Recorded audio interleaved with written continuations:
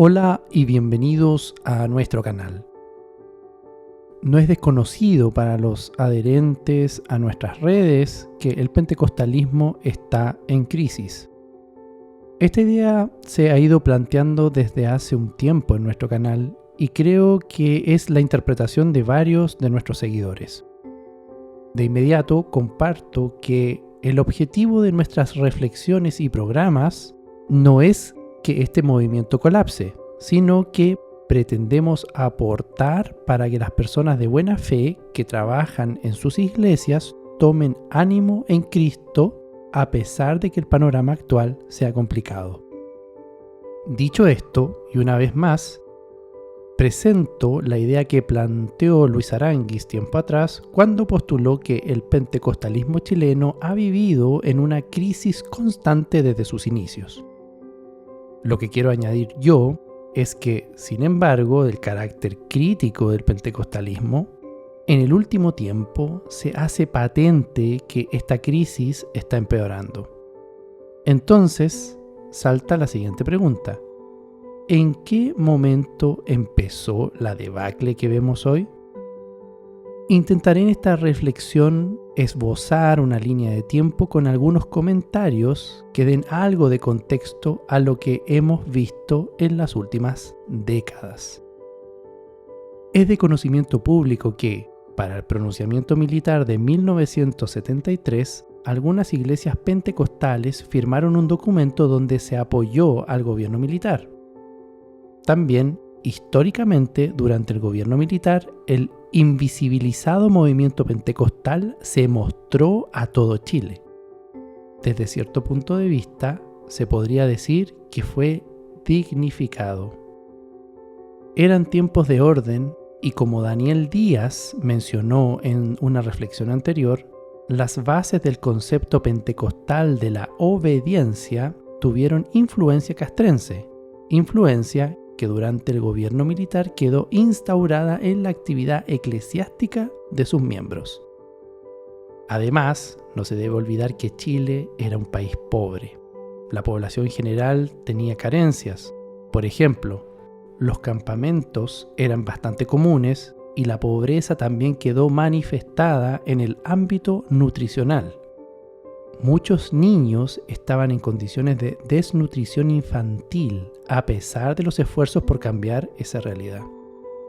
El acceso a diversos bienes estaba restringido. Es común escuchar a hermanos de solo una generación anterior a la nuestra comentar que cuando niños o en su juventud no tenían zapatos y que conseguir vestuario era muy caro, casi inalcanzable.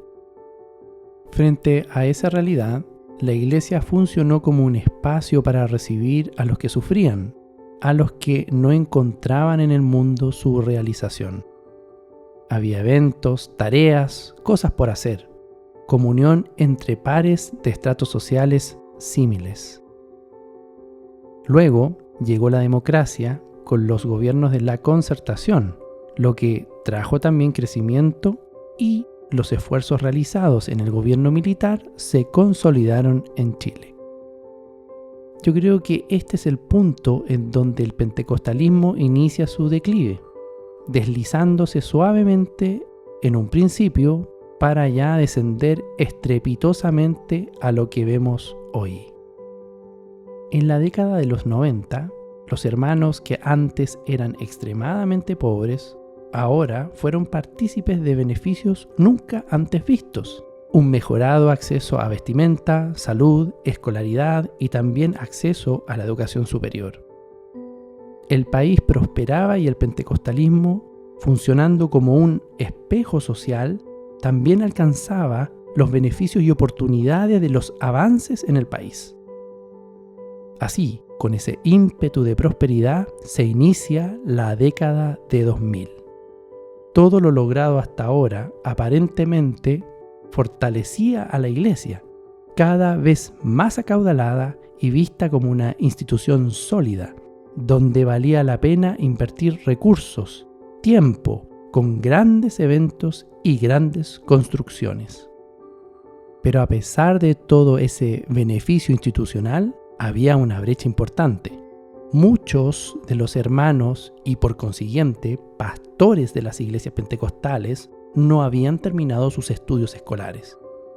Entonces, en el contexto de que ahora sí había oportunidad de hacerlo, se ofrecieron una serie de programas de regularización de estudios.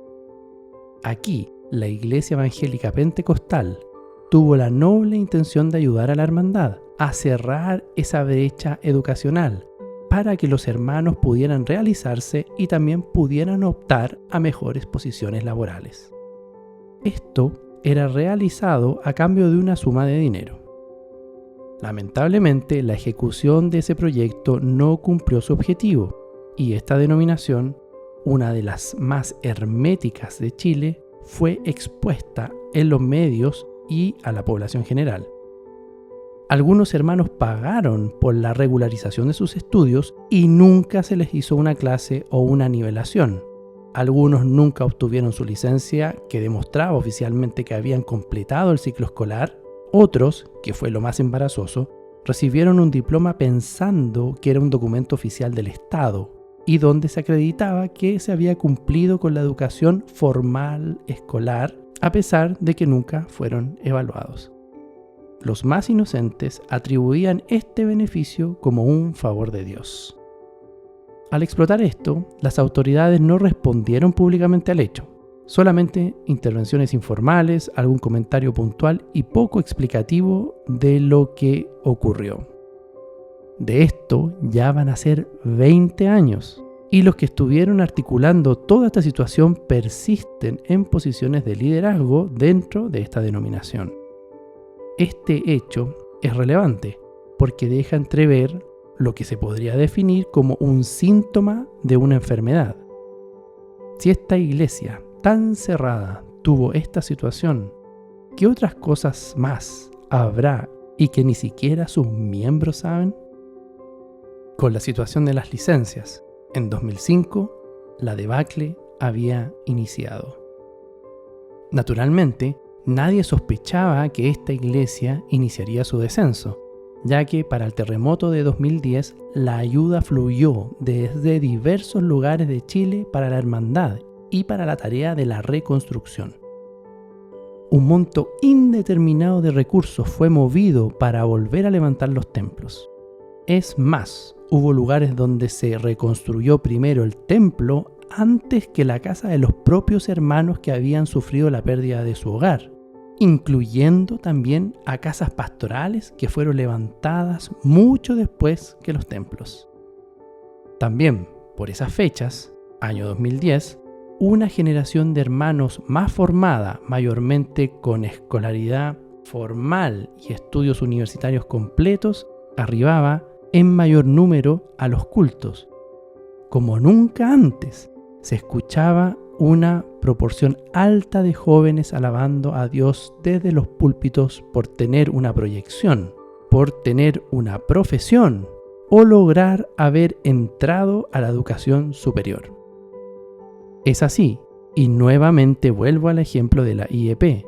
Se llegó a crear un grupo juvenil con el fin de evangelizar en las universidades y centros de educación superior. En una fase adicional se agregaron colegios a este grupo, el cual en su versión universitaria tuvo gran adhesión, al punto de realizarse eventos anuales de juventud en donde llegaban jóvenes de todos los lugares del país. Daba la sensación de que venía un tiempo de refresco y también de recambio a esta denominación.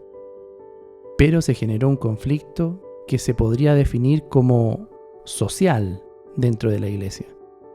Estaban los, entre comillas, universitarios, los, entre comillas, prosperados y, por descarte, también estaban los no prosperados. Hay que decir que se escuchaban desde los púlpitos intervenciones bien penosas por parte de personas que solo agradecían a Dios la oportunidad de estudiar y no por otros elementos más elevados. Cuando menciono elementos elevados me refiero al ámbito espiritual y también al ámbito intelectual. Y nuevamente vemos que los beneficios que se habían extendido a la población general habían llegado a la hermandad y que la hermandad lo atribuía a un beneficio exclusivo del servicio pentecostal. Este es otro síntoma de la crisis del pentecostalismo. Creer en lo especial de mi denominación, porque Dios me bendice a mí. Siguiendo con este tema de los estudios y la juventud que logró terminar una carrera, un grupo, no muy numeroso, entendió que el concepto de estudiar no es solo ir a buscar algún tipo de conocimiento técnico a una institución, sino que, dentro de la voluntad divina de permitir esa oportunidad de estudiar, estaba también presente el compromiso de un desarrollo intelectual. No toda la iglesia lo vio así, porque el germen de la prosperidad que se había desarrollado desde los padres con muchas limitaciones económicas y la interpretación errónea en las nuevas generaciones que la bendición de Dios tenía que, al menos equiparar ese sufrimiento generacional inicial, tenía que venir acompañado sí o sí con el mero objetivo de conseguir un trabajo mejor y tener un buen pasar, a modo de compensación por las limitaciones económicas y sociales pasadas. También se alabó ese sentir. En contraste a aquel grupo que no se conformó solo con estudiar algo para tener un buen pasar, que vieron algo más allá, que se esforzaron en leer de temas relacionados con teología y disintiendo de las falentes enseñanzas folclóricas pentecostales, fueron designados como, abro comillas, los cabezones. Y ojo, que el grupo de los cabezones no necesariamente eran hermanos con estudios superiores, sino que se aplicaba este epíteto a todo aquel que osaba leer algo con contenido teológico y que riñera con la creencia popular pentecostal. Y acá se asomó otro síntoma de la crisis pentecostal: la creencia de que la letra mata. La inseguridad de algunos pastores frente a una generación más formada, al menos en lo técnico, en su momento generó distancia entre algunos grupos de hermanos. Finalmente, este grupo de juventud que tanto prometía fue desarticulado y hoy está relegado a la insignificancia. Avanzando en esta línea de tiempo, llegando al año 2000 y volviendo a la IEP, tenemos la indecorosa salida de uno de sus superintendentes. En la edición de diciembre de 2020 de la revista de Fuego de Pentecostés, se comunica a la comunidad de la Iglesia Evangélica Pentecostal la desvinculación de ese superintendente. Y la razón que se expresa en el comunicado es la del incumplimiento grave de los estatutos de la Iglesia, por lo que el cuerpo de presbíteros es el que sesionó y en unanimidad ratificó e informa a la Iglesia la desvinculación y descontinuación total del superintendente hasta ese momento, que estuvo en el cargo desde 2015 hasta esa fecha que era, nuevamente, diciembre de 2020.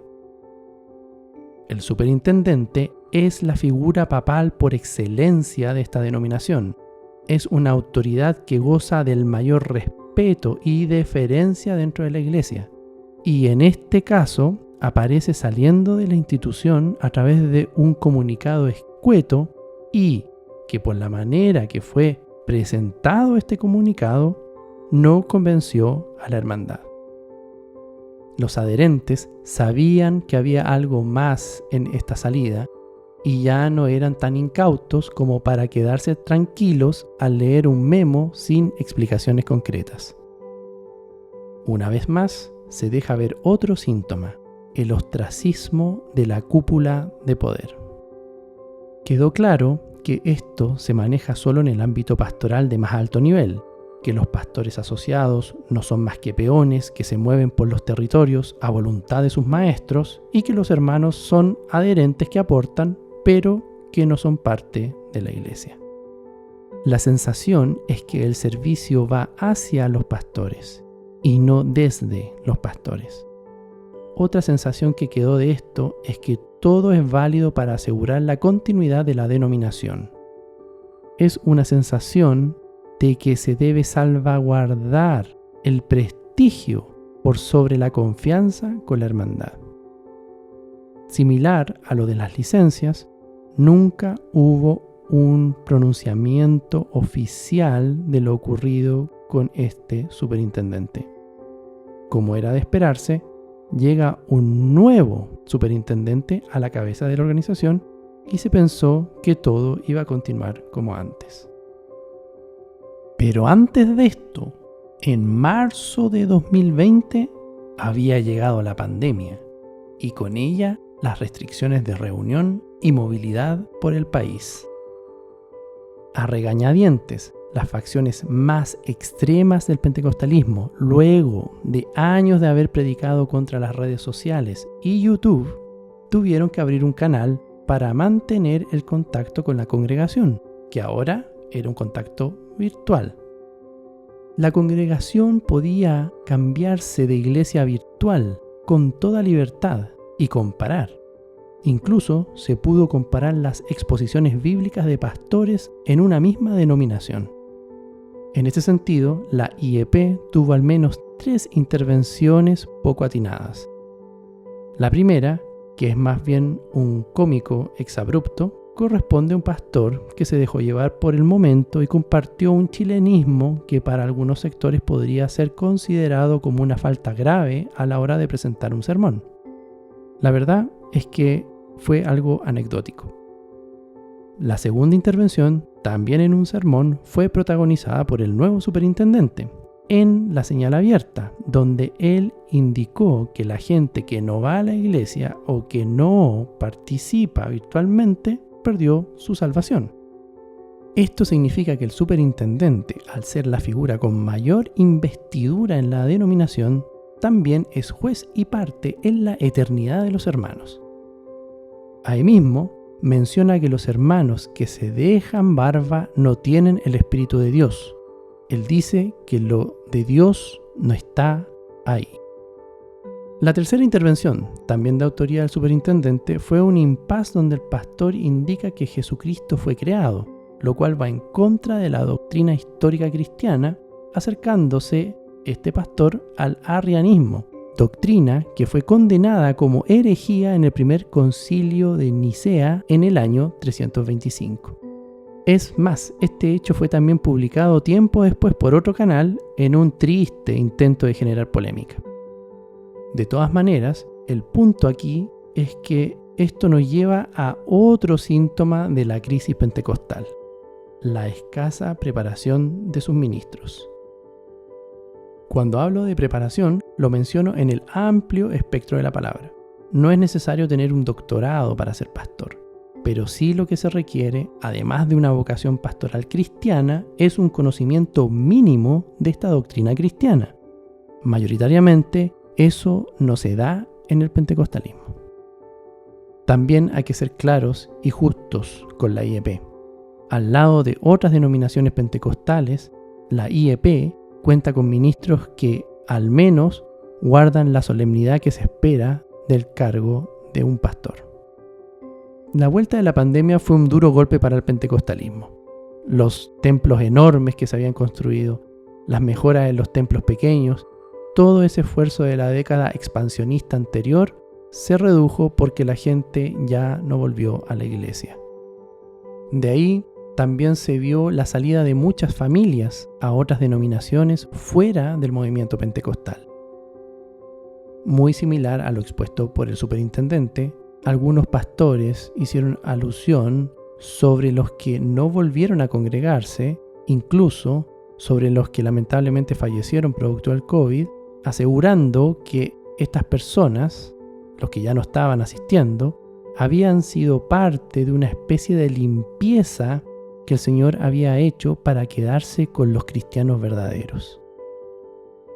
Este tipo de mensaje es insólito, pero encierra nuevamente ese sentir pentecostal que se puede resumir en: hermano, yo lo amo, pero en realidad no me importa.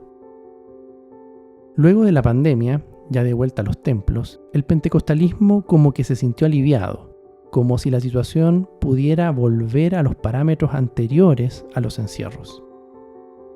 En ese momento se hace viral un intento de escándalo donde se buscó involucrar al superintendente con un supuesto pasado amoroso. No voy a detallar lo bochornoso de las intervenciones que se vieron en aquellos días, pero esta situación indeseable llevó a ciertas desavenencias entre autoridades de la iglesia, lo que derivó en la rebaja de algunos pastores, incluso una mediática salida de uno de ellos para formar una nueva denominación. Esta nueva iglesia, debo decir, tiene casi el mismo nombre que la IEP. Con esto, un resto de hermanos se mudó a este nuevo proyecto, el cual hasta ahora se ha mantenido estable. Toda esta exposición y la manera en que se maneja la información en la iglesia resalta la poca valoración que tienen las autoridades por su hermandad. Justamente, otro síntoma que mencionaré en esta reflexión es el alzamiento de un grupo de hermanos de una iglesia en el sur de Chile. Lo que ocurrió fue algo extraordinario para los parámetros de la IEP. El pueblo se rebeló. Las tiernas ovejas que estaban en un pacífico redil disintieron de sus amados pastores a tal punto que hicieron una protesta pública. Como se presentó anteriormente, las autoridades daban por sentado que las protestas y conversaciones difíciles se iban a dar por el lado del pastor trasladado. Pero lo que nunca pensaron es que los hermanos iban a intervenir públicamente. Esto es significativo, un nuevo síntoma, podría decirse. Las autoridades ya no tienen poder. Esta reflexión presenta la tesis de que la debacle del pentecostalismo y especialmente de la IEP se inició hace décadas atrás y no se dieron cuenta. Por lo mismo, y hasta el día de hoy, no entienden qué está pasando y lo más probable es que sigan el patrón histórico con el que llevan décadas funcionando: arreglar todo internamente y herméticamente. La crisis pudo haberse evitado, o al menos pudo haber cambiado su curso si se hubiese confiado en los liderazgos más jóvenes. Tal vez, con una buena guía y con todos los recursos que la iglesia tiene, se hubiese podido enfrentar de manera más profesional y con mejores herramientas al mundo y a la sociedad actual, entidades que ya no son las mismas que hace 50 años atrás. Estos cambios sociales, más la disociación de la autoridad con la hermandad, disociación que la misma cúpula de presbíteros gobernantes ha construido institucionalmente, ha llevado a un desinterés por el significado cristiano del pentecostalismo, convirtiéndose este en un movimiento folclórico más que una agrupación representante de un Dios vivo. Lo que menos se escucha hoy es el mensaje claro del Evangelio. Los errores de las autoridades, su negligencia, poca preparación, falta de tacto a la hora de abordar temas difíciles y el desapego hacia la congregación han venido en el último tiempo a socavar la armonía entre los pastores y su iglesia. Bajo la idea de que el pentecostalismo ha estado históricamente en una crisis que no ha podido entender ni resolver, seguramente e históricamente se ha enfrentado con problemas similares a los que ocurren hoy. Entonces, ¿cuál es la diferencia entre las autoridades del siglo XXI, por ponerles un nombre, y las autoridades del siglo pasado? Escuchando los relatos de hermanos ancianos, revisando algunas historias, uno llega a la conclusión de que los hombres que estuvieron trabajando como autoridades en la obra del Señor, si bien no eran perfectos, sí eran creíbles. Y eso le entregaba a la institución una credibilidad que hoy día lamentablemente no está presente. Y justamente hoy esa virtud no está en las jerarquías de la institución. No hay credibilidad, por lo que no hay confianza, lo que conlleva la pérdida de interés en el movimiento pentecostal y un bajo compromiso con las actividades de la Iglesia. Finalizando esta reflexión, con todo lo expuesto, vemos que se derrumba la creencia que asegura que el Espíritu Santo guía a la Iglesia, por lo que podríamos citar a uno de los superintendentes y afirmar: lo de Dios no está ahí.